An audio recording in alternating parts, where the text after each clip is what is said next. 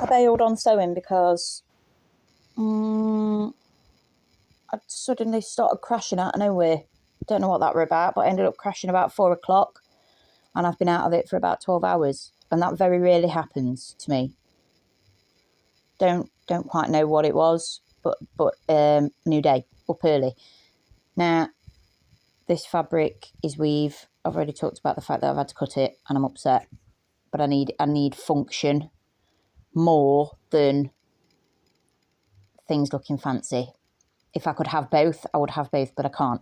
So I've already blanket stitched. I've cut it, and then I've had to blanket stitch it because it's a weave. It's not a knit, it's a weave. Okay? And it can fray and fall apart and lose all its bits.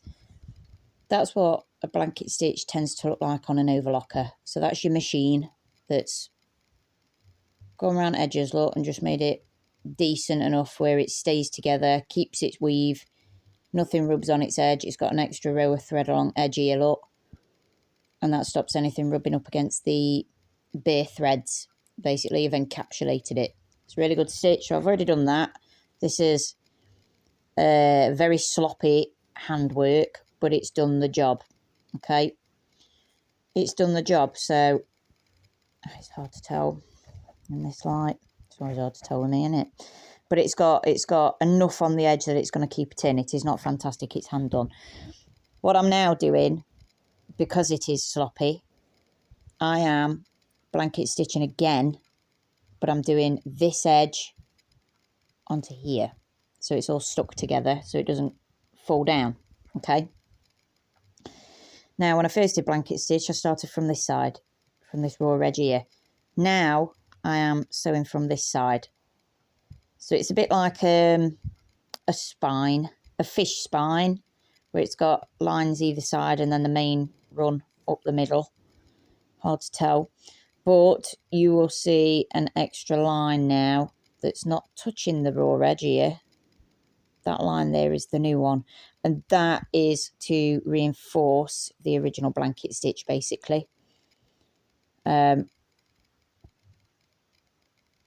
make sure that it doesn't fray when because it's a curtain, I'm going to be opening and closing it. It could rub up against wall or windowsill, and I don't want it to fall apart.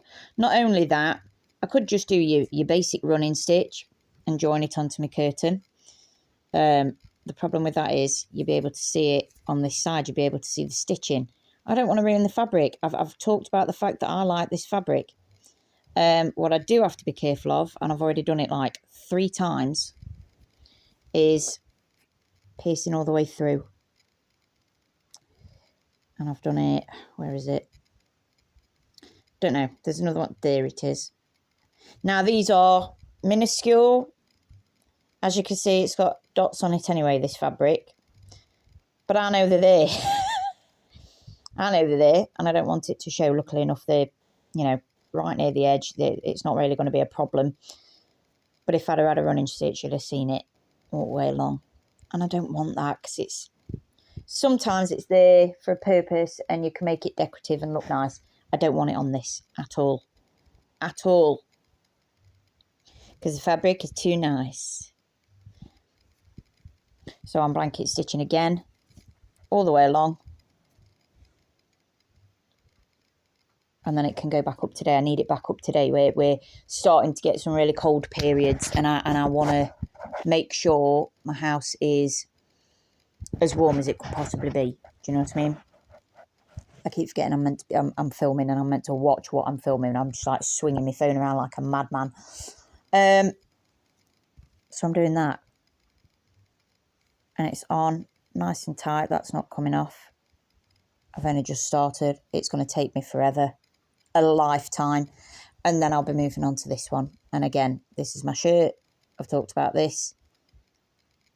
I can't do a blanket stitch and have a seamless seam like on this one with this fabric. This fabric is 2 layers. It has a front and a back because of the pattern. The way it's weaved, you have a front and a back, so it's a double layer weave.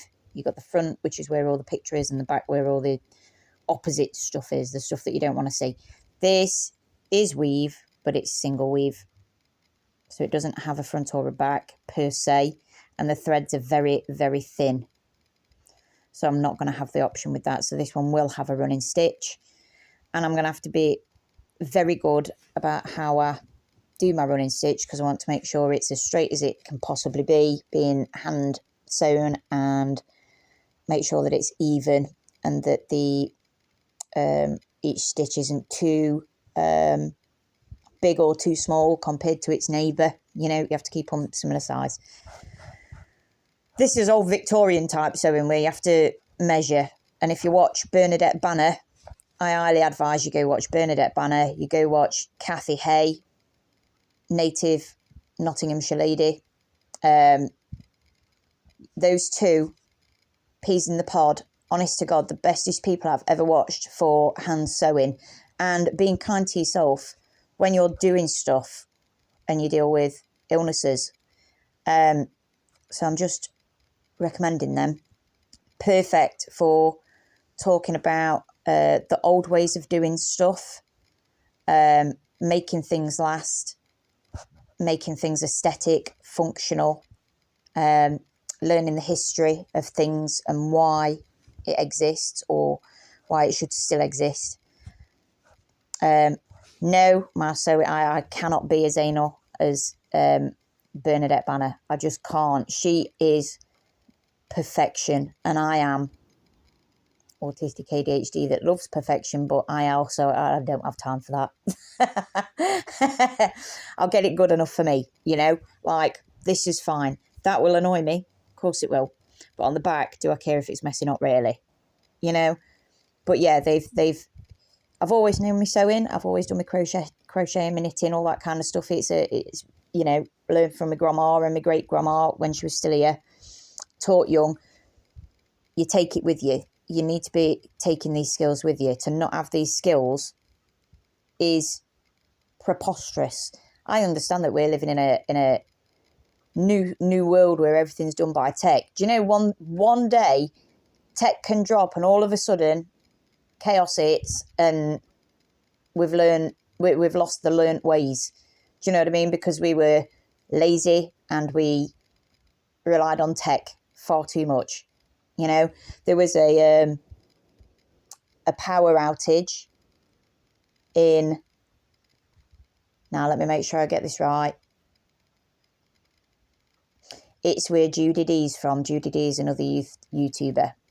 And I want to say somewhere in South America. No, it's not. I'm going to butcher it. I believe she's from like Paraguay or Uruguay, or I'm probably chatting out my arse, right? But she's not from around here. In terms of me in England, nowhere close. They had a power outage and it was out all day and they sold out of radios and that type of thing. No phones, no electric, nothing. Everything stopped. And that ran into the night and they had to rely on candles. She very briefly touched on it because her channel's not really about that, but really interesting thing to have happened somewhere in the world for that length of time, because it perfectly showed what life would be like if it suddenly disappeared, if all that tech and comfortability suddenly disappeared, or, you know, and the preparation that people might have had or didn't have, and how they scrambled last minute, you know. It's dead important. We are not on the film WALL-E, although that is a lovely film and I would love that little robot as a best friend, and Eva. I would have them both. I do not want to be a blob confined to a chair, whittling away and wasting away in comfort. Yeah, a bit of uncomfortability does you good. To keep hold of old skills is really important, you know. For example, you build a house. If something comes along and your house is knocked down, you need to have the skills to be able to build a house again. Yeah. Nowadays, that's kind of disappearing. However, and that's simply because there are other houses available. People's knocking them up all the time. my main point is, if you were in a situation where you'd built something up, or it had been built up for you and you'd been brought up to rely on that, and that suddenly disappeared, do you have the skills to have pre-prepared, or for it to not impact you drastically to the point where you can actually get back up very quickly and get back on it and put it in place, or put a structure in place? Do you know what I'm getting at?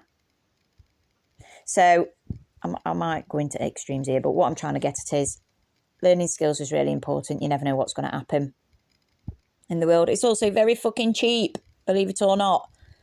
This curtain cost me 12 quid. I've got some extra fabric left over.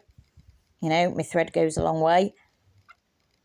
And I'm sat here watching TV. It's not like I'm hard at work or anything like that. Usually people sit there and watch TV all the time and do nothing. I'm doing something with my time whilst I'm still watching TV.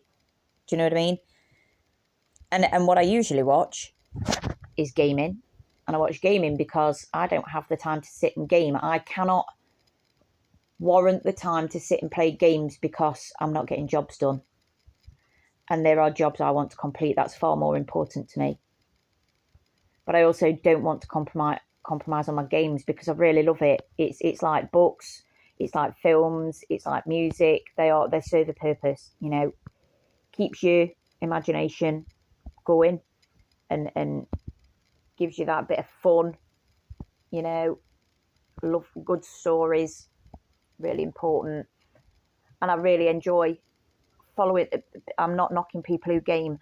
I follow a lot of gamers and I value them highly because they can do it for me, because I can't do it because I'm doing jobs. Do you understand? They serve a purpose for me, you know.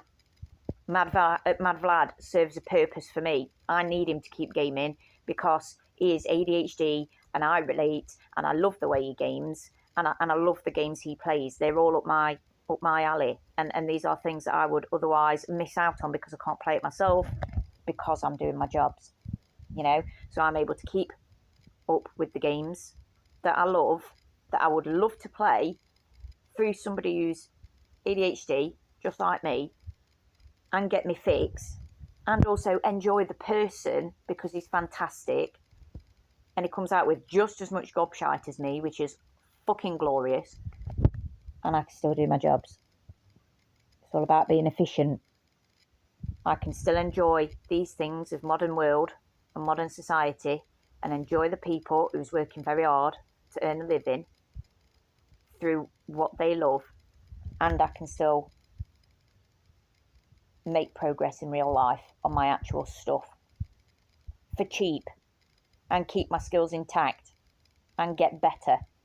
Bernadette Banner and Kathy A, YouTubers, amongst other things. They are some of the cleverest women I've ever come across. And they're on YouTube, and I will sit and watch them, and I get that through them. They're very valuable people to me. And they've no clue who I am, obviously. But it means I can still get what I need to get from that whilst I'm doing this. Always keeping doing stuff, improving skills, retaining old skills that you might need, because they're all valuable, you know. Judy D, she normally does makeup fails, going around places that do really bad makeup. I get so much out of her channel.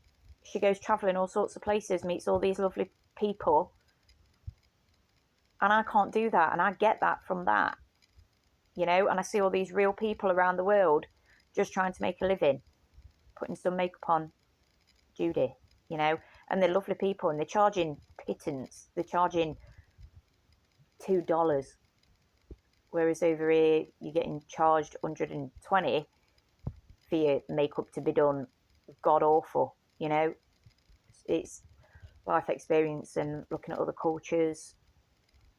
It's not technically about the makeup, you know. I'm not fussed about the makeup. It's the people, it's the places, it's the stark contrast, and also the news about what's happening in her country.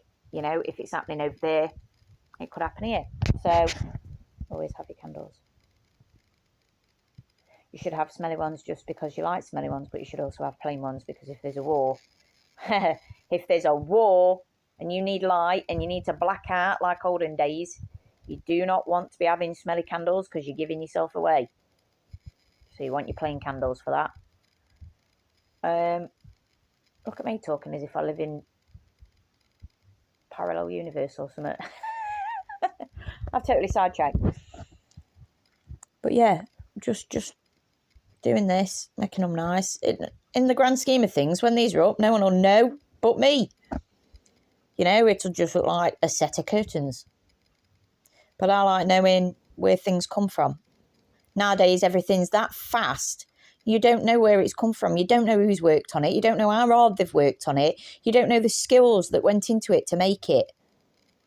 I think that's really important to remember. There is a person somewhere that had to look after that machine that made it, that had to make that machine that made it, that knows how to fix that machine that makes it, or made it themselves and didn't get paid enough and they spent all their time and energy on it, you know.